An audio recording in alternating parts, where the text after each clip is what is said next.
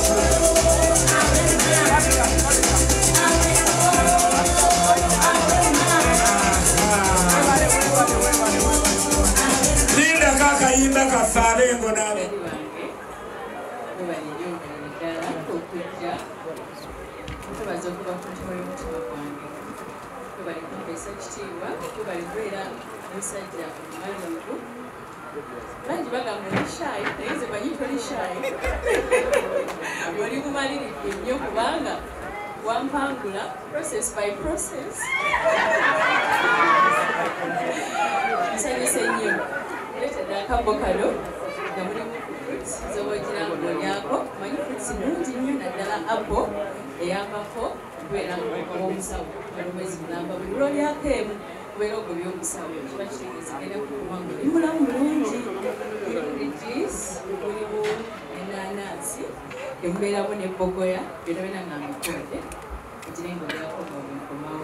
Checho kwatako omukwaso omulenzi ali ku gadi yemmeja ettamale atula bazanyira mu bufumbo bw'abaana ba ebirala nabyo byendeeteddeko tutambudde bwomu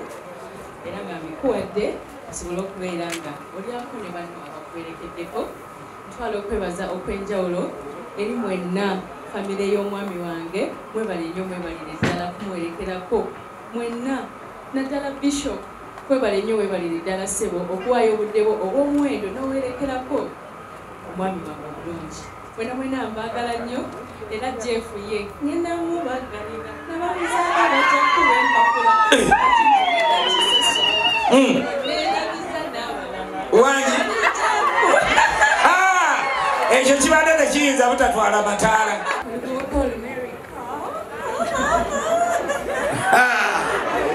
ana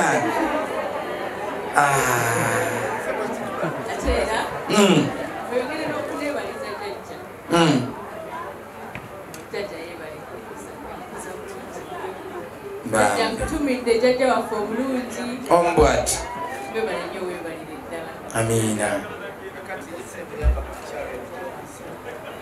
kakati ekkanisa ey'obuuyi buno yeyagguddewo essaala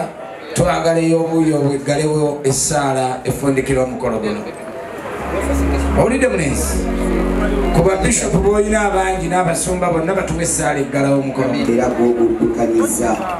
Mukama Katonda waffe taata ayinza byonna nga tuva mu kifo kino nga tugenda taata tusumula omukisa ogw'omuggundu Mukama Katonda waffe taata otutambuza emirembe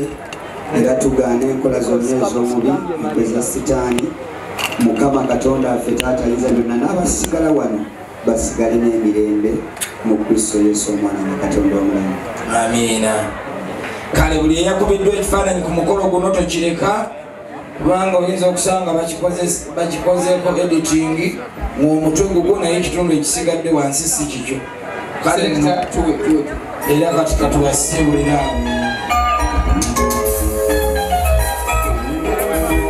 twebaza Chole photography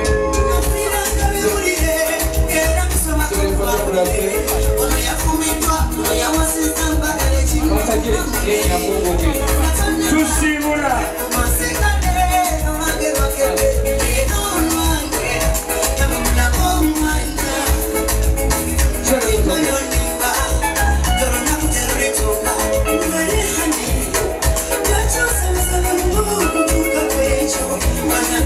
bagamba ebirungi bigwa byokya. Njagala mukyala Jeff abenga amaliriza emboozi ey'olunaku olwaleero naye nga byonna njagala asooke yebaze abantu bonna abamubeererawo ku lunaku olwo. Njagala okwebaza omukyala bamuyita Dora namukwaya tukola Dora namulwana tukola naye Dora tukola naye mu Sharitah's Bridal World akola decoration omulungi yakola decoration yeyo banange Dora, thank you so much. Njagala okwebaza X events nkola nabo n'obulango obw'enjawulo era tugenda kulunkinga akalango ka Sharitah's Bridal World wangi so X webale nnyo. Njagala okwebaza Julius Hair abantu bambuuza nti olina saloon lwaki ate Julius yakolako enviiri akakati abaana bange balina emirimu gye bali balina okukola ku mukolo nga bwe naabateekako kino ekyokunkola enviiri bajja kubeera nga ate emirimu emirala tegitambula sinsi be bamanya abantu be bamanya ebintu ebisinga wawe biri so nefuna Julius Hair ate nga naye nga mukwano gwange ne mugamba ankoleko enviiri ate nekirala si kibi kubeera nga naawe osupportingako ku banno kituufu so nali nsupportingako ku bakwano bange n'omukyala gwe bayita Diane Amona ankola makeup ibaze omukyala wa keki nkutumiddeko nnyo El Shaddai, El Shalom, kutumideko nnyo mukwano nenebaza ab'emmere bafumba emmere yawooma wagirya Keti waliwo n'aba Hanilas abakola juice banange mukyala nnyo mwebalire ddala bakola juice ne ice cream kuliko nogayi bamuyita Richard Nsereko ndowooza omumanyi akola nabo Richard Nsereko atera okubeera ne ba Queen Florence oyo webale nnyo mukwano aba music Fredo Links webali nnyo webalire ddala ani gwe sebaze bananga ab'ekifo ekyo aba La Plata Gardens ensangi manye waffe wafunda tetuli bagagga nnyo kakati twali tusobola kuteekawo omukolo ate bw'okula ofuna abantu bangi kati nga bwe nanditaddeawo abantu bandibadde batono ate ne banyiiga so nali nnofuna ekifo ekigazi abantu bange basobole okujja kuba omukolo ojjukira in the first place twali tumanyi bugenda kubeera gwa corona otumanya abantu bagenda kubeera batono ensonga lwaki twakweka n'omusajja nga manyi bwe banaamumanya abantu bajja fuuka bangi nnyo ate nga tetubeetegekedde okitegedde mukwano so ensonga lwaki twakola bwetyo so n'abala Plata mwebale nnyo mwebalire ddala nebaza Delta TV omukolo mwagulaganga live mwebale nnyo mwebalire ddala ba Delta TV nebaza omukolo Abe Mukiibi mwebale nnyo mwebalire ddala banange Ssebwami wa Kabaka ow'ensangi banange mwebale nnyo mwebalire ddala mami eyakolamu simanye bintu ndi mukazi amanya kwekolerera nkitegedde bamikwano indowooza tugenda ku honeymoon nakulabye maama mweraza omuhabati mwabuuze mwagenzewa maama Charity kituufu wafunye olulenzi era nafunye olulenzi banange honeymoon eyo waliwo abaami ne bananyini Everbase Tours and Travel twakolagana nabo ne batutambuza twabawayo akasente katonotono naye ne batutambuza buli wamu ne banageshetinga nabo n'omwami naye ne batutambuza ba Everbase Tours and Travel mwami Kasumba nkutumiddeko nnyo naye nanyumidwa kye bayita honeymoon obaoli naye benaabeera shondala eyo no ye honeymoon bwetu bwelina okuba era bw'obeera obadde tomanyi bibeera mu honeymoon laba ka vidiyo kano otegeere ti abantu mulina okusanyuka ne mutambula mu bifo ebyenjawulo twagenda mu Dubai Expo ne tulambula ensi zonna mu ssaawa emu Dubai Expo twali ne tugenda mu desert safari awo n'ayambala ng'abasiraamu namutumira Haji Jafari wonna nga tuli basanyufu then ne tugenda ku dina eyo ogifuna ng'oli muli ku lyato nga lyevuga naye omanyi okubeera ku dina eyo kubanga si gwe mulundi gwa busoose ogenda e Dubai naye no experience yali yanjawulo kubanga nali musajja gw'oyagala ku mutima nkitegeera maama nga bw'okola ku kyejo era tibwereyo nzika neweesigama otulo bwe tujjanga kugamba bebi weebake wano mwana gwe gwako mulaavu naye gwa ne musajja omutuufu kubanga bannaaye n'abafere nabo gye bali abapunta bayita bapunta batupunta so munange honeymoon bwetyo mukwano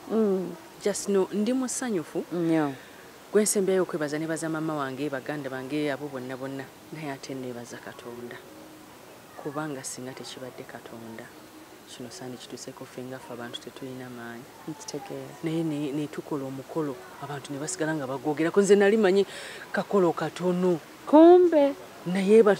abantu bansirika message bagamba Sharita twalaba Katonda ku mukolo gwo kubanga nasaba Katonda yeerage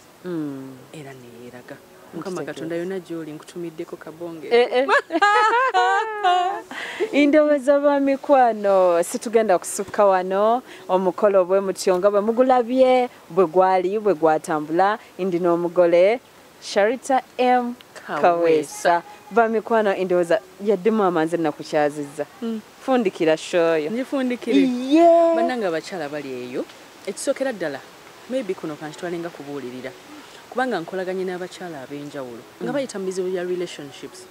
okitegeera kakati relationship zino tezirina mitendera nti oba olina kukola kino owangule wabula wabeerawo obubonero obw'enjawulo obulaga nti ono ye mutuufu ekisookera ddala abakyala kye balina okumanya togenda ng'oyigga musajja baneerekerawo okuyigga omusajja oyo yenna gw'oyigga nti gwe abaamunoonya gwamukubira essimu gwamusindikira message gwakola ki gwe yeetonda nga yasobezza ebintu ebyo mubireke don't act desperate tobeera desperate lwa musajja wekkiririzemu ng'omukazi tolina kufaanana nga Sharita okufuna omusajja abagole bonna betukutuusizaku ku TV tebafaanana nga nze naye ati bafunye ababawasa kubeere nga wazaalako kubeera nga tozaalangako bannange weeyagale nga bw'oli naye weefeeko olabike bulungi omusajja akwagala ajja kunoonya ate ajja kwagala nga bw'oli kwolabira nti omuntu akwagala ateekawo empuliziganya communication eri so important mu relationship communication bwabanga ta communicating akankuli omuntu ne bwabeera busy atya era afunayo akadde n'agamba baby wasuze otya ndi busy ngenda kuddira naye tokkiriza excuse nti ndi busy oyo muntu oba tomuli mu mutima gwe ezo zibeera signs ate si yasembayo mu basajja abasajja gye bali ate abalina laavu ojja mufuna ng'akwagala naye topapa mu kaseera ng'olindirira okufuna omuntu oyo weefeeko ng'omuntu weeyagale weerabise bulungi beera musanyufu naye oli bw'ajja ng'akola ebyo ng'olaba ataddewo empuliziganya akufaako then osobola okumanya nti oyo mutuufu oli gw'osika omukwano si gwa muntu omu gw'abantu babiri mwesonyiwe takuyamba buyambi kukwagala ng'oli mulungi ate osaanidde okwagalibwa ebituufu omaliriza maama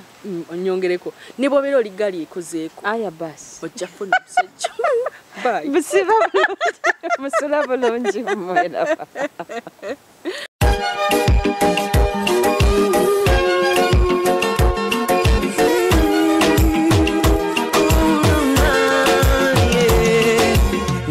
Sirimba lero bino binjogera byakumoyo